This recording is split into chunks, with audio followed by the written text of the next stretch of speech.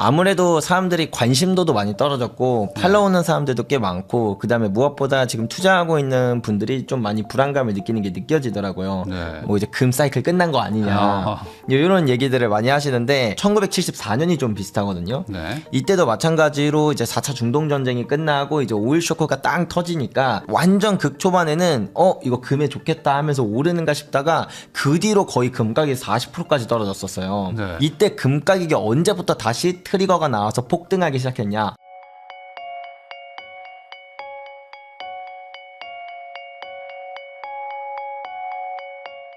안녕하세요. 부동산 읽어주는 남자입니다. 오늘은 스테커스의 조규원 대표님 모시고 금, 은 투자 전략에 대해서 이야기 나눠보도록 하겠습니다. 대표님 안녕하세요. 네, 안녕하십니까. 요즘에 또 이제 금도 빠지고 막 은도 빠지고 지금 귀금속이라고 해야 되나? 이쪽 네. 투자하시는 분들 요즘 조금 힘들지 않을까라는 생각도 좀 드는데 고점 대비 한 거의 16% 정도 빠졌어요. 요즘 현장 분위기 어떻습니까? 아무래도 사람들이 관심도도 많이 떨어졌고 팔로우는 사람들도 꽤 많고 그다음에 무엇보다 지금 투자하고 있는 분들이 좀 많이 불안감을 느끼는 게 느껴지더라고요. 네. 뭐 댓글이나 제가 라이브 방송하면은 뭐 이제 금 사이클 끝난 거 아니냐 이런 얘기들을 많이 하시는데 사실은 그 횡보가 지금 네. 시작된 지 1월 30일이니까 거의 말부터 횡보를 해가지고 조정 오고 해서 한 3개월 정도밖에 안 됐거든요. 네. 근데 아무래도 그 1월 30일에 하락폭이 너무 크기도 했고 그리고 이제 뭔가 이란 이스라엘 전쟁이 판도가 어디로 갈지 막 감도 안 하다 보니까 사람들이 네. 좀 더 이렇게 불안감을 느끼는 것 같다 그런 느낌은 좀 많이 들더라고요. 사실 뭐 이제 한번 사고 이제 뭐 1년 내내 올라갈 수는 없는데 네. 꼭 이제 그 오르고 막 급등할 때는 다들 사고 또 이제 한번 빠지면 또 막 이제 팔고 막 이런 것들을 안 하라고 사실 이런 영상들도 찍는 거지만 쉽진 않다. 쉽진 않죠. 사람들이 이제 그때그때 막 휘둘린다. 네. 그러면은 결국에 아까 잠깐 뭐 얘기한 것처럼 사이클이 끝난 거는 아니라고 생각하시겠죠? 네. 근데 이게 저는 이제 궁금한 게 이란 전쟁 때문이면 원래 이게 보통 전쟁 나고 그러면 네. 금을 찾고 뭐 사람들이 뭐 금 수요가 늘어나고 해서 오히려 가격이 올라가는 거 아닌가라는 생각도 들 것 같은데 약간 오히려 좀 반대로 가는 이유가 있을까요? 이게 전쟁이 뭐라 해야 될까 인플레이션에 영향을 미치기 때문에 인플레이션의 대표적인 해지 자산인 금이 오르는 게 이제 기본적인 구조잖아요. 네. 근데 이제 아무래도 중앙은행이 그러한 인플레이션으로 인해서 뭔가 통화 정책의 방향성이 바뀔 것 같다라는 게 시장의 공포로 작용을 할 때는 가격이 떨어지는 경우가 많아요. 그래서 되게 비슷한 역사였던 게 언제인가를 이제 되짚어 보면은 네. 1974년이 좀 비슷하거든요. 네. 이때도 이제 지금이랑 1970년대랑 원래 좀 비슷하다는 얘기를 많이 하는데 이때도 마찬가지로 이제 4차 중동 전쟁이 끝나고 이제 오일 쇼크가 땅 터지니까 완전 극 초반에는 이거 금에 좋겠다 하면서 오르는가 싶다가 그 뒤로 거의 금 가격이 40%까지 떨어졌었어요. 네. 왜 그러냐면 결국에는 그거죠. 이렇게 인플레이션이 많이 일어나면 중앙은행이 금리를 올리겠네. 그러면은 물가는 높은데 금리까지 올라가면 경제는 더 안 좋아지겠네. 이런 것들이 끼니까 이거 지금 갖고 있는 금을 워낙 황금성이 좋으니까 금이 이게 좀 많이 시장에 나오는 게 아닐까 이런 생각이 들면서 금에 대한 매도세가 나왔고 이제 그게 거의 40%까지 떨어질 만큼 이제 좀 그렇게 시장에 공포가 있었다라는 걸 생각해 보면 지금도 상황이 되게 비슷한 것 같아요. 1월 30일에 이제 연준 의장으로 이제 케빈 워시가 지명이 되면서 원래는 케빈 헤셋처럼 완화적인 그런 사람이 될 거라고 생각했는데 그게 아닌 사람이 되니까 시장이 한번 놀랬죠. 여기다가 이제 인플레이션 우려까지 터지고 거기다 실업률이나 이런 고용 지표는 생각보다 괜찮게 나오고 이러니까 이거 올해 금리 인하를 하는 게 아니라 오히려 금리 인상일지도 모르겠는데라는 그런 공포가 나오면서 사람들의 이런 두려움 그리고 또 금에 대한 그 작년에 좀 많이 올랐잖아요. 이렇게 네. 많이 오른 만큼 어떤 실방 매물들을 이렇게 속출하고 있다 이렇게 보면 될 것 같아요. 그러면은 결국에 아까 74년과 좀 비슷하다고 했는데 그때는 그러면 결국 마무리는 어떻게 된 거예요? 다시 회복하고 뭐 올라간 거예요? 네, 맞아요. 근데 여기서 되게 재밌는 게 뭐냐면 사람들이 지금 공포에 떨고 있는 게 금리 인상이잖아요. 네. 이렇게 인플레이션 나타나고 그래서 금리 인상하면 어떡하지가 걱정인데 이 1974년을 예를 들어 보면 이때 금 가격이 언제부터 다시 트리거가 나와서 폭등하기 시작했냐? 바로 금리 인상할 때부터 폭등했어요.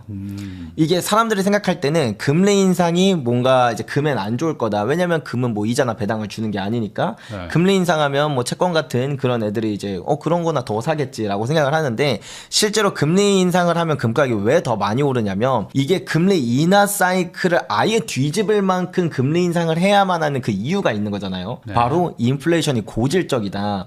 그 높은 인플레이션이 고질적일 수밖에 없다라고 이제 중앙은행들이 판단을 하는 거니까 그래서 자신의 원래 가던 통화 정책의 방향성과 정반대의 그런 통화 정책을 할 만큼 그 정도로 인플레이션에 대한 우려가 크다라는 부분이라서 그 정도로 확실한 시그널이 나오면 금값이 오히려 폭등하는 일이 이제 많았다. 이렇게 볼 수가 있어요. 인플레이션이 오는 게 금에는 안 좋은 건가? 이거 어떻게 봐야 돼요? 원래는 이제 좋은 건데 인플레이션이 뭔가 그 인플레이션이 일어날 것 같은 우려 이걸로 인해서 금리 인상이 나타날 거라는 그런 우려들이 있을 때는 이상하게도 금값이 좀 떨어져요.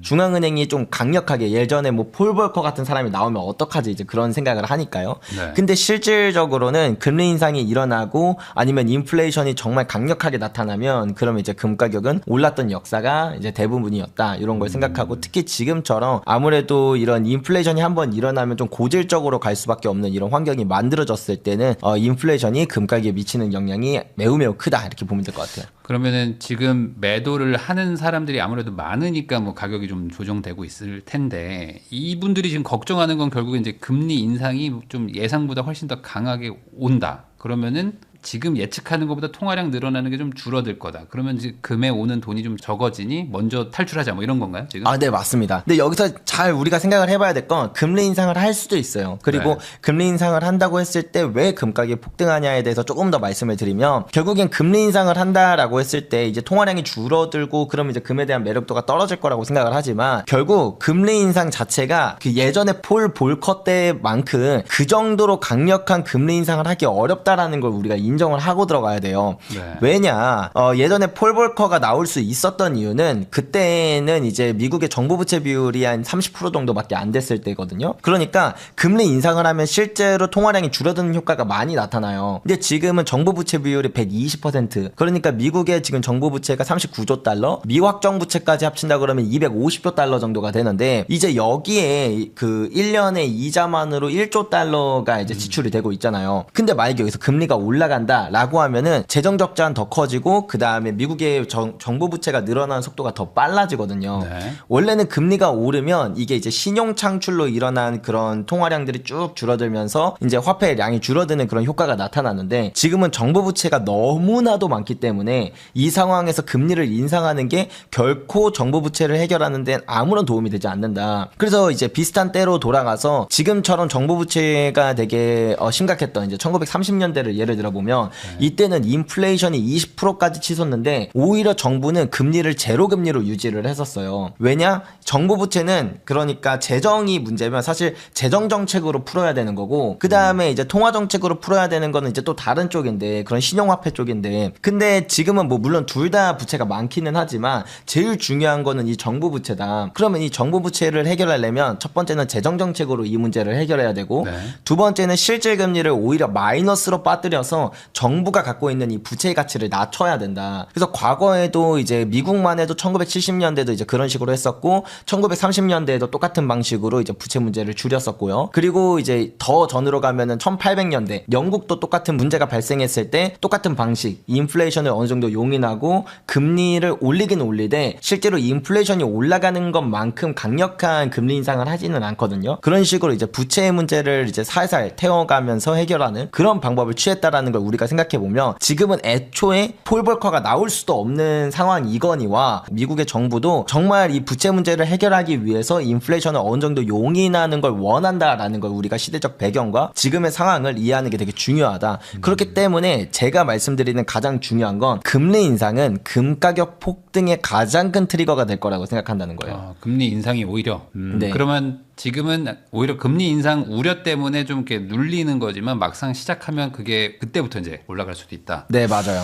그러면 금리 인상이 좋은 거라고도 볼 수 있는 거네. 뭐 단순히 얘기하면. 네. 그럼 반대로 그러면 금리 인상으로 안 가거나 뭐 횡보하거나 오히려 뭐 역으로 뭐 트럼프가 얘기하듯이 금리 인하가 되면 또 금한테는 또 나쁜 건가요? 금리 인상이나 인하처럼 뭔가 이제 확실한 그 통화 정책의 방향성이 잡히면 되게 괜찮거든요. 근데 문제가 뭐냐면 올해 3월에 연준의 점도표를 보면 연말까지 금리 인하가 한 번 있을까 말까 이 정도예요. 네. 그러니까 사람들이 헷갈리는 거죠. 자꾸 이거 금리 인상하면 어떡하지? 그래도 금리 인하하지 않을까? 이 기대와 공포가 왔다 갔다 하니까 그래서 정말 만약에 진짜 3월의 점도표처럼 어떠한 통화 정책의 방향성이 뚜렷하게 나오지 않고 매번 동결 어떨 때는 동결하면서 칭찬하면서 조금 좋은 말 해줬다가 어떨 때는 동결하면서 조금 이제 공포를 심어줬다가 이런 식으로만 가면 금 가격이 이제 최대 올해 한 해까지도 좀 횡보하거나 이런 조정의 시간이 길어질 수는 있다. 하지만 결론적으로 이제 저는 이런 것들을 뭉뚱그려서 말씀드릴 때 결국 이런 시간이 꼭 필요한 시간이고 그리고 우리가 투자해야 되는 시간은 바로 이런 시간이다. 금은 과거에도 오를 때 이렇게 선형적으로 오르는 게 아니라 횡보하다가 급등하고 횡보하다 급등하고 이렇게 계단식 상승을 하거든요. 그럼 사실은 가격이 오를 때 사는 것보다 이렇게 횡보하는 시간에 적립식으로 꾸준히 사모으는 게 제일 좋은 투자자라는 걸 생각해 보면서 내가 아직 금 투자를 하고 있지 않았다라고 한다면 남들이 관심 갖지 않고 있고 지금처럼 이렇게 가격이 횡보하는 시기에 적극적인 투자를 하는 거를 고려해 보셨으면 좋겠고, 나는 이미 금 투자하고 있는데 마음이 불안하다라고 하면은 과거에 금이 상승했었던 역사들을 살펴보면서 제가 말씀드렸던 것처럼 금의 상승 사이클이 끝났다는 그 어떠한 시그널도 없고, 사실 앞으로 이제 통화 정책의 방향성만 확고하게 나온다라고 한다면 그게 금리 인상이든 인하든 금 가격 상승의 가장 큰 트리거가 될 거다, 이렇게 생각하시면 될 것 같습니다. 그러면은 과거 한 몇 달 전만 해도 이제 중앙은행들도 계속 사 모으고 있기 때문에 수요는 계속 늘어나는데 이제 공급은 뭐 한정돼 있는 자산이니까 가격이 올라간다, 이 논리였는데 지금도 중앙은행들이 계속 사고 있는 거는 여전한가요? 네, 맞습니다. 일단은 작년 기준으로만 보면 한 대략 860톤 정도를 샀었어요. 이게 일반적으로 보통은 한 200톤에서 300톤 정도를 중앙은행들이 계속 사 모았었거든요. 근데 2022년부터 1000톤 이상 1950년 이후로 역사상 가장 높은 수치의 이제 그런 금매입을 계속 매년 지속하다가 이제 작년에는 한 860톤 정도, 올해도 한 800톤 정도를 살 거라고 이제 세계금협회는 추측을 하고 있는데, 그 정도로 중앙은행의 매수세가 일단 크다라는 거는 이제 여전히 똑같은 상황이다. 그리고 더 중요한 건 사실 중앙은행의 매입세도 중요한데 공급이 가격에 정말 큰 영향을 미치거든요. 네. 자, 근데 여기서 중요한 건 그거예요. 그러니까 금의 사이클이 끝났냐 안 끝났냐를 보는데 가장 중요한 키워드는 바로 공급인데, 공급이 일단 전혀 늘지 못하는 모습을 보여주고 있다는 것도 핵심인데, 이것보다 조금 더 앞단으로 갈게요. 이게 금을 늘리려고 하면 사실은 뭐 그런 준장비도 사야 되고 토지도 매입해야 되고 인허가도 받아야 되고 이런 그 사전에 해야 되는 일들이 되게 많잖아요. 네. 그래서 금강 기업들의 사업 보고서를 보면 이제 캐펙스 투자가 어떻게 이루어지고 있는지를 볼 수가 있어요. 그러니까 자본적 지출이 있어야 그 이후에 한 5년 정도, 5년에서 10년 정도 지나면 이제 생산량이 늘어나게 된다라는 부분이거든요. 네. 근데 캐펙스가 거의 지난 4, 5년 동안 꿈쩍도 안 해요. 꿈쩍도 안 하고 지난 10년이랑 비교를 하면은 조금 오르긴 했거든요. 근데 그 오른 것도 약간 허수인 게 뭐냐면, 옛날에는 실제로 그렇게 캐펙스가 오르면 시간이 좀 지나서 생산량이 늘어나는 효과가 나왔는데, 지금은 캐펙스가 올랐는데도 금의 생산량이 못 늘어나는 이유가 그 캐펙스가 늘은 거의 퍼센테이지를 보면 옛날에는 그런 부지 매입, 중장비 이런 것들의 캐펙스 투자가 대부분이었지만 요즘은 ESG를 좀 많이 규제를 하다 보니까 금광 기업들이 뭔가 친환경적인 개발 이런 거, 뭐 예를 들면 금을 캐면서도 조금 더 친환경으로 할 수 있는데 어떤 뭐 연구 개발을 한다 이런 네. 식으로 그런 쪽에 투자를 많이 하거든요. 근데 그게 캐펙스에 같이 잡히니까 마치 캐펙스가 조금 늘어난 것처럼 보일 뿐이지 실제로는 캐펙스가 예전이나 지금이나 거의 늘어나질 못하는 상황이다. 지정학적인 문제 때문에 사실은 그런 이제 금광이 제일 많은 데가 중국에 좀 많거든요. 그리고 이제 캐나다에 있고 이제 아프리카 쪽에 좀 있는데, 중국이나 뭐 캐나다나 이렇게 매번 이렇게 좀 그런 지정학적인 리스크들도 있다 보니까 금광 기업들이 부지 매입을 쉽게 하지 못하는 부분들도 있고, 그래서 지구상에 남아있는 금이 얼마 없기도 하고, 그래서 결론적으로 이제 제가 말씀드리는 건 공급이 애초에 늘 수가 없는 구조다. 그러면 이 사이클이 아직도 한참은 더 지속될 수밖에 없는 그런 구조라는 거고, 중앙은행들의 매입세 여전히 똑같고요. 그 다음에 앞으로 인플레이션에 대한 우려가 더 커질 것도 우리는 충분히 예측해 볼 수 있는 것처럼, 결국에 그 어떠한 지표를 보더라도 사실 금의 상승 사이클은 끝났다라고 보기에는 너무나도 먼 일이라고 저는 생각을 합니다. 그러면 누군가는 팔고 있으니까 가격이 떨어질 텐데, 뭐 네. 개인들이 파는 걸 수도 있지만, 제가 뭐 기사를 봤는데 맞는지 모르겠어요. 뭐 러시아가 이제 전쟁 그 비용 때문에 뭐 부랴부랴 뭐 어쩔 수 없이 금을 팔았다 뭐 이런 얘기도 들었는데, 뭐 그것도 어느 정도 신빙성이 있는 얘기인가요? 네, 러시아 좀 팔았고 터키도 좀 팔았거든요. 근데 이게 러시아 같은 경우에는 금을 팔았다는 게 마치 사람들의 그 생각엔 어떤 식으로 받아들이냐면, 러시아, 중국 뭐 이런 애들은 브릭스고 금을 뭔가 가장 많이 모으는 국가들이잖아. 이렇게 네. 생각을 하잖아요. 근데 러시아나 중국이나 전 세계에서 금 매장량이랑 금 생산량이 세 손가락 안에 드는 그럴 정도로 원래 금 수출을 많이 하는 국가예요. 근데 중국은 수출을 안 하는데 러시아는 원래 수출을 좀 많이 해요. 그렇기 때문에 금을 매도했다라는 것 자체가 사실은 원래 그냥 그걸로 벌어먹고 살던 사업이라서 그렇게 특별한 이슈는 아니라고 볼 수 있고, 터키 같은 경우에는 튀르키예가 좀 경제가 많이 안 좋거든요. 그렇다 보니까 때때로는 이렇게 금을 팔았던 역사들이 있어요. 그래서 경제가 많이 안 좋을 땐 금 좀 팔고, 그래서 좀 나아지면 금 좀 사고, 그래서 이렇게 왔다 갔다 하는 그런 수요라서 이 부분은 사실 그렇게 크게 볼 건 없다. 그리고 이제 결국에는 전 세계 중앙은행들 중에서도 작년, 재작년 뭐 이렇게 해서 거의 1000톤씩 샀을 때도 그게 전 세계 중앙은행들의 순 매수량이 1000톤이라는 거지, 결국에 순 매수가 1000톤이면 누군가 또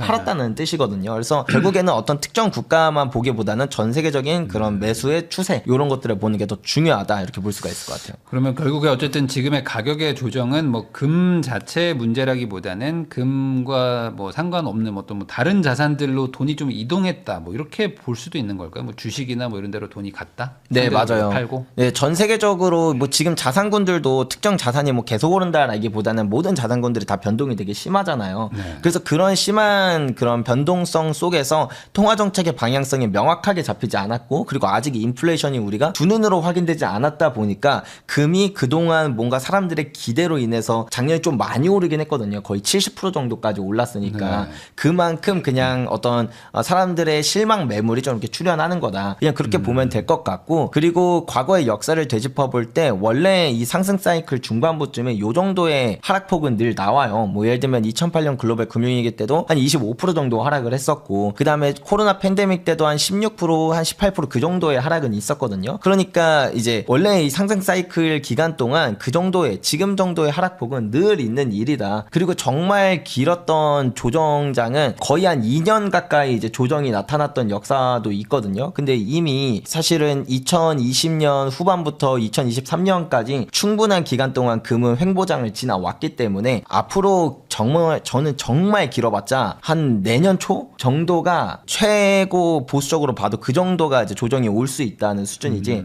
보통은 한 3개월에서 5개월 안에 이 조정이 다 끝나고 회복하는 흐름이 나온다, 이렇게 이해하면 될 것 같습니다. 그러니까 이 조정의 기간이 뭐 그렇게 오래 남지 않은 걸로 본다. 네.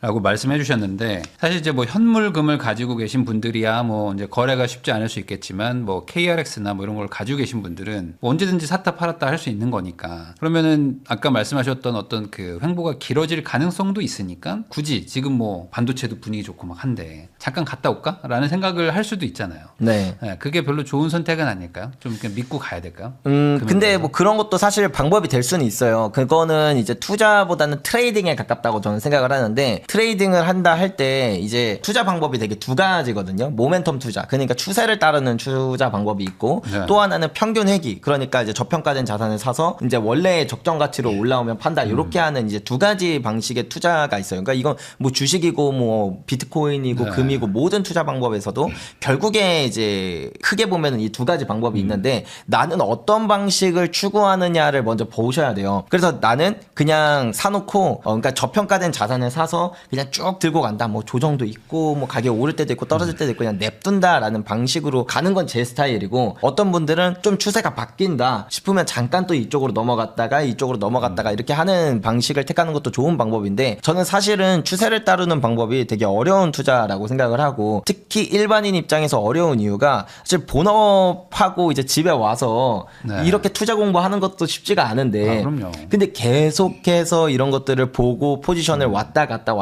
하다 보면은 저는 그게 또 더 어려운 투자가 될 거라고 생각을 하고, 무엇보다 저는 개인적으로는 시간을 적으로 만드는 게 제일 위험하다라고 생각을 하거든요. 금은 우상향하는 자산이고 사이클을 타는 자산인데, 잠깐 저쪽 갔다 오겠다라는 건 마치 어떤 생각이냐면, 이 비행기가, 우리가 비행기에 타 있는데 이제 목적지를 향해 가고 있어요. 네. 근데 이 비행기가 좀 특이하게 지 멋대로 이제 갑자기 경유지에서 내려가지고 좀 쉬었다 가기도 하는 그런 비행기인 거예요. 그러면은 이 비행기가 몇 시까지 경유지에서 좀 머물다가 갈지 모르는 상황에서 어차피 경유지에 도착했으니까 여기서 뭐 좀 구경이나 하다 올까 하고 내렸는데 10분 뒤에 다시 올라 버릴 수도 있거든요. 그러면 이 금은 한번 상승하기 시작하면 되게 무섭게 상승하고, 특히 사이클의 후반으로 갈수록 상승률이 정말 드라마틱해요. 작년만 해도 70%고 정말 심할 때는 거의 1년에 2배 내지 3배 가까이 상승을 하는 경우들도 있거든요. 그러면 이 사이클을 한 번 놓치면 다시는 이 상승 사이클에 편승하지 못할 만큼 그렇게